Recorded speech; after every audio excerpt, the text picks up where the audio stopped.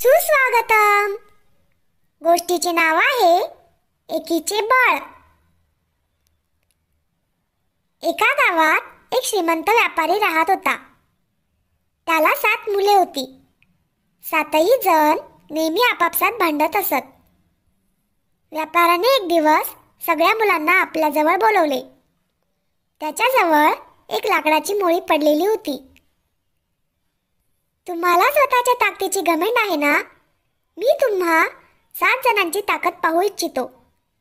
लाकडाची मोळी उचलत व्यापारी म्हणाला, आम्ही ताकदवान आहोत बाबा, तुम्ही आजमावून तर पहा. एक मुलगा गर्वाने म्हणाला. लाकडाची ही मोळी तोडून दाखवा, वडील आव्हान देत म्हणाले.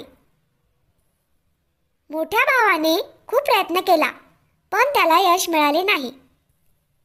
तुम्ही सर्व देखील एक एक करून प्रयत्न करा, व्यापारी अन्य मुलांना म्हणाला.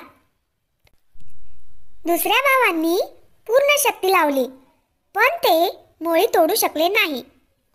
आता मोळीतील एक एक काठी तोडून दाखवा, व्यापाऱ्याने मुलांना खून केली. यावेळी सगळे भाऊ काठी तोडण्यात यशस्वी झाले. वडिलांनी समजवले, आपापसात भांडत राहिलात तर दुबळे व्हाल, म्हणून मिळून मिसळून राहा. तात्पर्य, संघटनेत शक्ती असते. अशाच नवनवीन गोष्टी ऐकण्यासाठी आत्ताच माझ्या चॅनलला सबस्क्राईब करा. धन्यवाद.